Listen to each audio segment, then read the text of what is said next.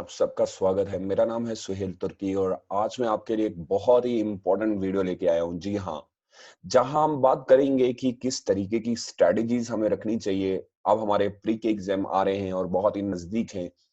और जो बच्चे अब यूपीएससी 2020 के लिए जा रहे हैं, उनके लिए थोड़ा सा एक क्रुशियल टाइम चल रहा है, क्योंकि पैंडेमिक की वजह से शायद में भी उनके टाइम मैनेजमेंट में, टाइम टेबल में चेंज आई हो। तो आज मैं आपके लिए एक बहुत ही अच्छा एक टाइम टेबल मैनेज करके लाया हूँ कि जहाँ पे आप लोग 2020 का एग्जाम दे रहे हैं या फिर 2021 के लिए प्लान कर रहे हैं, तो किस तरीके से हम 100 डेज प्री एक्शन प्लान के तौर पे इसको यूज करते हैं। जी हाँ, लास्ट के 100 डेज हमारे लिए बहुत ही महत्वपूर्ण होते हैं। इसमें हमें बहुत कुछ करना पड़ता है और क्या चीजें हमें दिमाग में रखनी चाहिए जब हम प्री के एग्जाम के लिए तैयारी कर रहे होते हैं, और कौन कौन सी चीजों पे हमें ज्यादा स्ट्रेस देना चाहिए, उस चीज को आज डिस्कस करेंगे। यदि अगर आप में से किसी भी कोर्स में ज्वाइन करना चाहते हैं तो प्लीज दिए गए नंबर्स पे आप कॉल कर सकते हैं। आज शुरू करते हैं आज वीडियो। और आज सबसे पहले हम टाइम टेबल की बात करेंगे। ये आपको चेक भी कर लेना चाहिए, जो बच्चे अभी तैयारी कर रहे हैं, जिनको एग्जाम देना है, या फिर जो एग्जाम देने के लिए अभी 2021 के लिए तैयार हो रहे हैं। सबसे महत्वपूर्ण होता है कि क्या आपने टाइम टेबल बनाया है। जी हाँ, आपको एक ऐसा टाइम टेबल बनाना पड़ेगा जो आपकी हर चीज की रिक्वायरमेंट को पूरा करता है, विच सूट्स योर रिक्वायरमेंट। हम हमेशा कहते हैं कि एक टाइम टेबल अगर बच्चा खुद बनाता है, वो बहुत बेटर रहता है। प्लान ऐसे करना पड़ेगा कि कम से कम आपका जो टाइम पीरियड रहना चाहिए, 9 आवर्स आपको अपनी स्टडी को देने ही देने पड़ेगी, क्योंकि टाइम बहुत कम है। और अगर मैं मान के चलता हूँ कि 9 आवर्स, लेकिन कौन से 9 घंटे देने पड़ेंगे आपको, ये पूरे प्योरली आपको पूरी तरीके से आपको अपनी स्टडीज को देने पड़ेंगे। अ, आप सब्जेक्ट को फिनिश करने की कोशिश मत कीजिएगा। अब वो गलती बिल्कुल भी नहीं होनी चाहिए। काफी सारे बच्चे ये करते हैं कि बुक पकड़ी और उसको फिनिश करना है, जैसे एनसीईआरटी है या फिर लक्ष्मीकांत है या कोई भी बुक है, जो कि बिल्कुल भी नहीं हो सकता है। ना ही ये किसी ने किया है, ना आपसे हो सकता है। आपको सिर्फ एक चीज करना है कि आपको अपना टाइम डिवाइड करना पड़ेगा। अलग अलग टाइम अलग अलग किताबों को देना पड़ेगा। फॉर एग्जाम्पल के तौर पे अगर आपने 9 आवर का एक पूरा टाइम टेबल शेड्यूल किया है, तो आप उसमें से किस तरीके से रिवीजन करेंगे और किस किस को, जैसे एक आवर में जो है वो हिस्ट्री को दूंगा, ठीक है।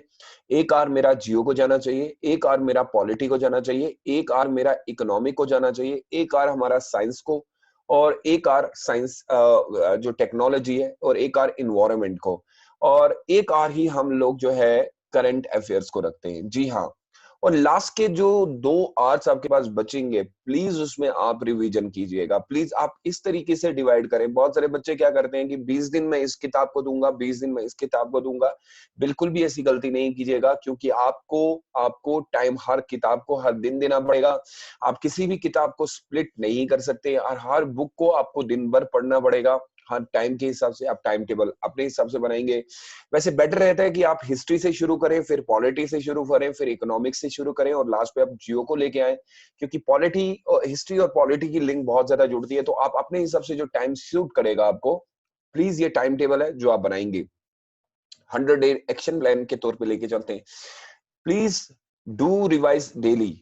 आपको हर दिन जो आपने make notes on and mind map, आपने जो नोट्स बनाए होंगे डेफिनेटली क्लास में, उनका माइंड मैप बनाना शुरू कर दीजिए, क्योंकि वो आपको डिफिकल्ट कंसेप्ट जो आपके हैं, आपको पता चल जाएगा कि कहाँ पे आप गलती कर रहे हैं, किस जगह पे आपको ज्यादा स्ट्रेस देना चाहिए था। आप फॉर एग्जाम्पल कोई revise, whether you study for each subject previous day for that 15 minutes of your next day. तो आप एक काम करिएगा, जब आपके पास एक माइंड मैप रहता है, तो माइंड मैप से क्या होता है कि हमें चीजें बहुत जल्दी पता चल जाती है। जैसे फॉर एग्जाम्पल मैं एक माइंड मैप क्रिएट करके दिखा देता हूँ ताकि आपको याद रहेगा। जैसे आप कोई भी टॉपिक पढ़ रहे हैं, जो टॉपिक रिलेटेड टू आपके यूपीएससी के एग्जाम से होगा, जैसे फॉर एग्जाम्पल आपने एग्रीकल्चर को लेके चल रहे हैं, आपने एग्रीकल्चर में देखा कि हमारे यहाँ पे कौन कौन से जो है क्रॉप्स जो है उगाए जाते हैं, फिर उन क्रॉप्स किस एरिया में उगाए जाते हैं, आपने एरिया बना दिए, यहाँ पे बंगाल लिख दिया, यहाँ पे बिहार लिख दिया, यहाँ पे उड़ीसा लिख दिया, फिर क्रॉप्स में आपने वीट लिख लिया, बार्ली लिख लिया। तो ये कहीं ना कहीं आपको बहुत फायदा देने वाला है। जी हाँ, बिल्कुल आपको बहुत फायदा मिलेगा जब आप माइंड मैप के थ्रू चलेंगे, और माइंड मैप बहुत हमेशा फायदा देता है। Spend weekend entirely for revision text book and revision of class note. और जो आपका वीकेंड होगा, लाइक संडे आपने ऐसा चुन लिया, संडे को आपको कुछ नहीं करना है, संडे को सारा का सारा जितना आपने पढ़ा है वो सारा आपको रिवीजन करना पड़ेगा। संडे आप एक दिन ऐसा रख लें जो आप ये कहेंगे कि उस दिन आप पढ़ेंगे नहीं, उस दिन खाली आप रिवीजन करेंगे, जो भी आपने इस वीक में किया उसको आप रिवीजन कर लें। अगली चीज बहुत इंपॉर्टेंट है और बहुत महत्वपूर्ण होती है। आई डोंट नो कि आपने इससे पहले ये देखा हो कि अटेम्प्ट आपको करने पड़ेंगे प्रीवियस ईयर क्वेश्चन पेपर्स, और टाइम के हिसाब से करने पड़ेंगे। ऐसा नहीं है कि पूरे दिन आपने लगा दिया।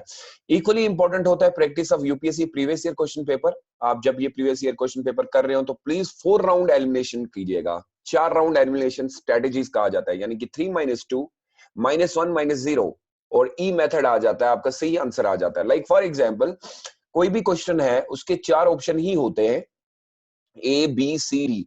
तो ऊपर जो प्रश्न दिया होगा पहले आप उस प्रश्न को बहुत अच्छे से पढ़ेंगे, फिर आप एलिमिनेट करना चाहेंगे। एलिमिनेट ऐसे आपको लग रहा है कि मुझे सवाल समझ में आ रहा है लेकिन मुझे लग रहा है चारों के चारों सही हैं, तो फिर आप एलिमिनेट करना, जैसे कि लग रहा है कि बी नहीं होगा, फिर लग रहा है कि ए नहीं होगा, फिर लग रहा है कि डी नहीं होगा, तो लास्ट पे सी ही बचा, एलिमिनेट करना पड़ेगा। तो एलिमिनेट एक मेथड होता है। अगर आप लोगों ने आज तक ये मेथड नहीं देखा है तो प्लीज आप ओजांग आईएएस अकेडमी के यूट्यूब चैनल पे देखिएगा। ये एक एलिमिनेट मेथड आपको दिखाया गया है और ये आपको हेल्प करता है कि आप अपना 100% श्योर हो जाए कि यही आंसर है, यही उत्तर है। और इसमें रिस्क बहुत कम हो जाते हैं, क्योंकि अक्सर हम लोग बहुत ज्यादा क्या करते हैं कि जब हमें प्रश्न नहीं आता है तो हम कोई भी टिक करके आ जाते हैं। तो प्लीज कोशिश कीजिएगा एलिमिनेट करने की, और ये आपको मिलेगा प्रीवियस ईयर क्वेश्चन पेपर जब आप कर रहे होंगे तो उनसे आपको ये फायदा मिलेगा। अगली चीज, आपका टारगेट। आपका टारगेट किस हिसाब से आपने सेट किया? By the end of the 30 दिन जब आपके कंप्लीट होते हैं, you should some good understanding. आपको पता चलना चाहिए कि एक महीने मैंने ये काम किया है, तो आए एक महीने की पूरी कवरेज कर लेते हैं सारे page. Why don't we should cover every page? It's not like that, you it's very difficult, but rather good understanding of the basics concept. It's not easy to cover every in each point of the book, but at least आपको ये लगना चाहिए कि 30 दिन के बाद कि मेरे सारे कंसेप्ट क्लियर हैं, एटलीस्ट मैं उनके ऊपर कोई जानकारी रखता हूं। और यही बनता है, this the key is not to prioritise what's your schedule. ये नहीं है कि आपने किताबों से क्या क्या उठा के लिख दिया है, but you schedules your priorities, आपने किन किन चीजों के ऊपर इंपॉर्टेंस दी हुई है, टारगेट को नहीं, जानकारी बहुत इंपॉर्टेंट। कहा जाता है ना कि बहुत ज्यादा होता है अहम, कि हमेशा हम लोगों को कहा जाता है ये मत कीजिएगा और ये कीजिएगा। और अक्सर आप लोग जब रास्ते से जाते हैं तो जब रोड बन रहा होता है तो आपको एक बहुत बड़ा एक एक नाम लिखा रहता है कि मैन एट वर्क, लोग काम कर रहे हैं तो प्लीज साइड से जाइएगा। तो आप जरूर देखिएगा, don't spend too much time.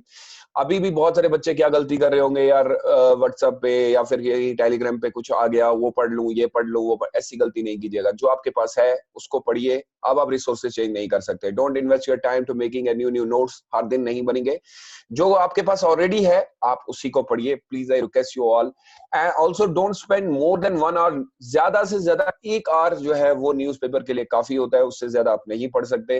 Revise your note daily, make prelims very easy. अगर आप प्री के लिए आप जा ही रहे हैं, don't go behind any material, इतना ज्यादा नहीं है। मॉक क्वेश्चंस आप करना चाहेंगे, प्लीज आप देखिएगा, कोई वेबसाइट भी होती है या previous year question paper, but focus only on the recommended item discussed above, जो मैंने ऊपर से किया।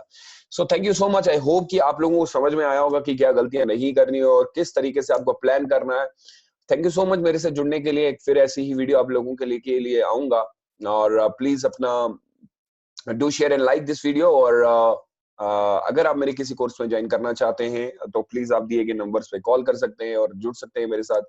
अपना बहुत सारा ख्याल रखिएगा। थैंक यू इतना प्यार देने के लिए और इतनी मोहब्बत इस चैनल को देने के लिए और हमारी वीडियोस को लाइक करने के लिए।